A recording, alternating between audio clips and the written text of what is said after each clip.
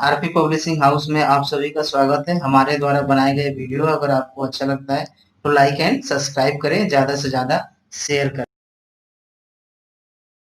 Hello friends, RP publishing house में आप सभी का स्वागत है। इस वीडियो के माध्यम से मैं आप सभी को श्रवण बाधित बच्चों की उपलब्धियों को प्रभावित करने वाले कारक के बारे में जानकारी साझा करूंगा। Factors influencing achievement. तो आइए हम देखते हैं श्रवण बाधित बच्चों के उपलब्धियों को प्रभावित करने वाले कारक कौन कौन से हैं।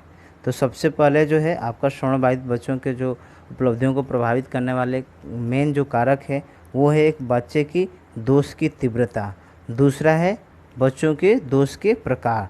तो ये दो चीज़ें हैं जो मुख्य रूप से जो है श्रवण बाधित बच्चों के अचीवमेंट को प्रभावित करता है। अब तीव्रता क्या है कि अगर मान लीजिए, जैसा कि मैं पूरे वीडियो में आपको बताया था कि जो है आपका 0 से -10 से आपका 25 है तो नॉर्मल है, उसके बाद आपका माइल्ड है, मॉडरेट है, मॉडरेटली सीवियर है, प्रोफाउंड है।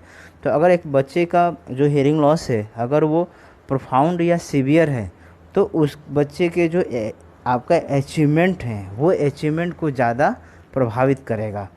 तो ये जो है आपकी श्रवण की तीव्रता है। अगर हम श्रवण की दोष के प्रकार की बात करें तो श्रवण दोष के जो है मुख्यतः हम 3 प्रकार जो देखते हैं। ऐसे तो माना जाता है कि 5 प्रकार के होते हैं। आपका conductive hearing loss, mixed hearing loss, SN hearing loss, central और फंक्शनल। लेकिन मुख्य रूप से जो है हम ऑडियोमीटर के माध्यम से 3 प्रकार के ही जो है आपका हियरिंग लॉस को हम डायग्नोस हियरिंग लॉस के प्रकार को डायग्नोस करते हैं। वो है कंडक्टिव, मिक्स्ड और एसन। तो एक बच्चे के अगर मान लो एसन हियरिंग लॉस है और मिक्स्ड हियरिंग लॉस है तो वो उसके एकेडमिक अचीवमेंट को या कोई भी उसके अचीवमेंट हो, चाहे उसके लैंग्वेज डेवलपमेंट की बात हो, चाहे कम्युनिकेशन का हो, या उसके पर्सनालिटी डेवलपमेंट का हो, तो या उसके एकेडमिक की हो, तो ये सारी चीज़ें जो है उसको गंभीर रूप से वो प्रभावित करेगा। तो ये श्रवण दोष के प्रकार जो है एक बालक के अचीवमेंट को प्रभावित करता है। दूसरा है भाषा एवं वाणी संबंधी मौखिक वातावरण।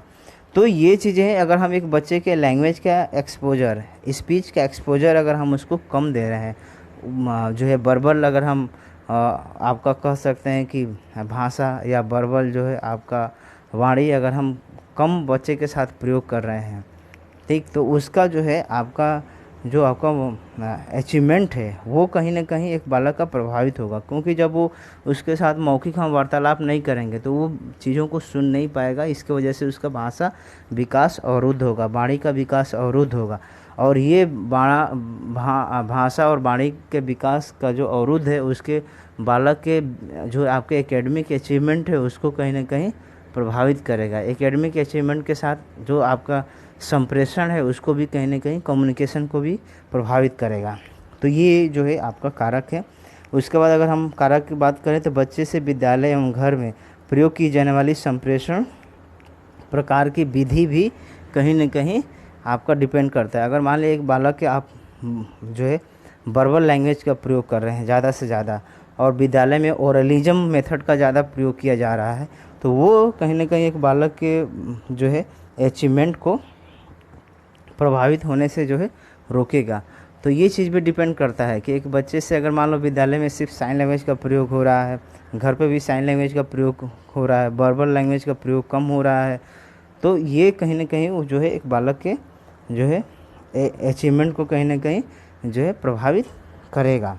उसके बाद अगर हम अगला देखें, बच्चे के भाषा, वाणी एवं शिक्षा में अभिभावक की सहभागिता, ये भी जो है डिपेंड करता है। अगर एक बच्चे के एक आप कह सकते हैं कि शिक्षा में या भाषा वाणी के जो डेवलपमेंट का जो कार्य एक स्पीच थेरेपिस्ट के माध्यम से स्पेशल एजुकेटर के माध्यम से किया जा रहा है, अगर उसमें अभिभावक की सहभागिता अगर सुनिश्चित हो जाती है, बढ़ जाती है, तो वो उसके बालक के भाषा और वाणी और भी जो आपका अचीवमेंट है वो एक प्रभावशाली तरीके से प्राप्त होता है। तो कहीं ना कहीं एक बालक की जो है अभिभावक की सहभागिता भी उसके अचीवमेंट को प्रभावित करेगा। तो ये सुनिश्चित हो जाता है कि जब एक अभिभावक एक बच्चे के भाषा और वाणी विकास में सहभागिता सुनिश्चित कर देंगे तो उनका जो है भाषा और वाणी प्रभावशाली तरीके से होता है। अगर वो नहीं करेंगे तो कहीं ना कहीं उनके भाषा और वाणी का विकास जो है डिलेड या अवरुद्ध हो जाता है।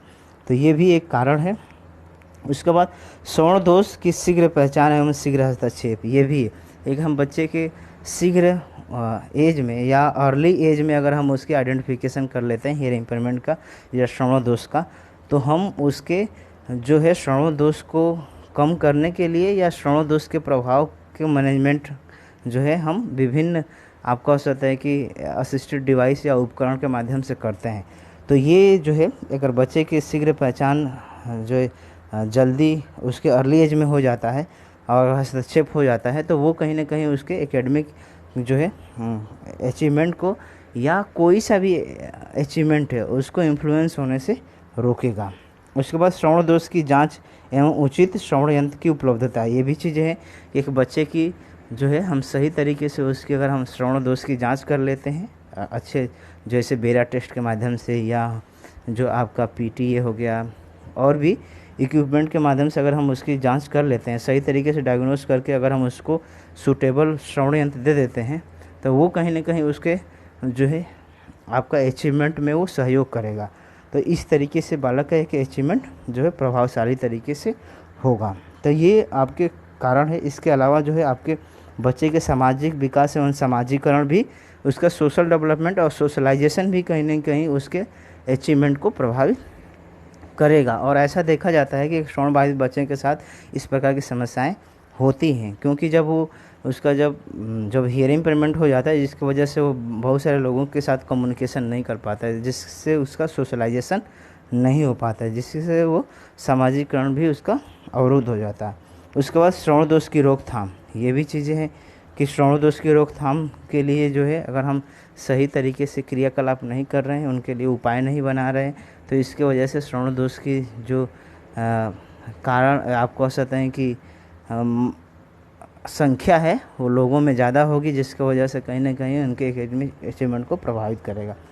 श्रवण दोष के प्रबंधन एवं श्रवण यंत्र का चुनाव, ये भी है कि जो आपका हियरिंग लॉस के मैनेजमेंट और दूसरा सिलेक्शन ऑफ हियरिंग एड, ये भी एक चीज़ जो है निर्भर करता है उसके एकेडमिक अचीवमेंट को या आपके उसके अचीवमेंट को इन्फ्लुएंस करने में।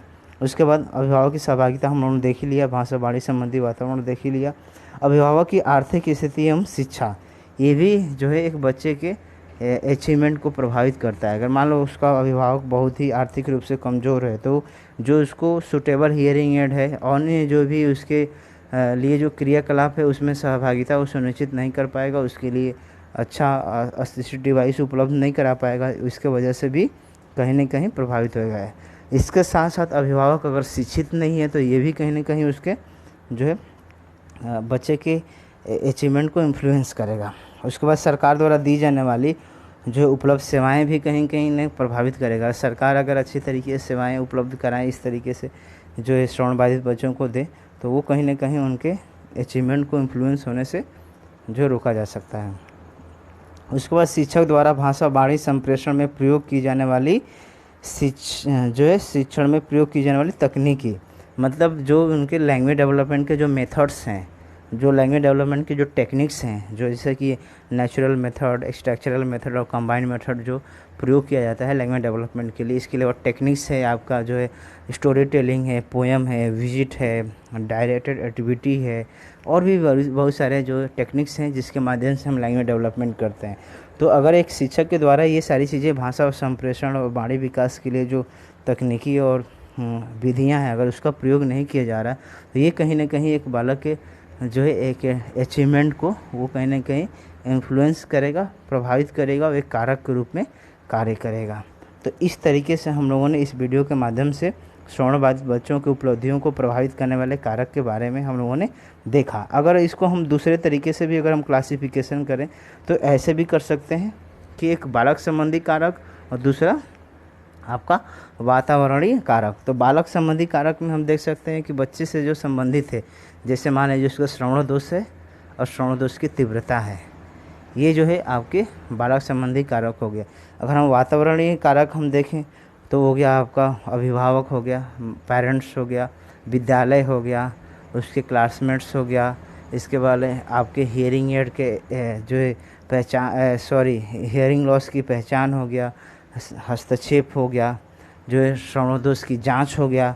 तो ये सब जो है वातावरणीय संबंधी कारक है जो कि एक बालक के जो है आपके अचीवमेंट को प्रभावित करेगा। तो आप इस तरीके से भी क्लासिफिकेशन कर सकते हैं, बालक संबंधी कारक और वातावरणीय संबंधी कारक, और ऐसा भी कर सकते हैं अभिभावक संबंधी कारक। इस तरीके से भी आप लिख सकते हैं, और नहीं तो आप इस तरह से सूची बना के भी आप जैसे कि बताया गया इस तरीके से भी आप जो है इस प्रश्न का जवाब आप इस रूप में लिख सकते हैं। तो मैं आशा करता हूं कि मेरे द्वारा बनाया गया वीडियो आप सभी को अच्छा लगा होगा। तो प्लीज़ हमारे चैनल को सब्सक्राइब करें, लाइक करें और कमेंट के माध्यम से हमें बताएं किस प्रकार के वीडियो को हमें बनाने की ज़रूरत है। और इस वीडियो को अपने दोस्त मित्रों के साथ ज़्यादा से ज़्यादा शेयर करें। धन्यवाद।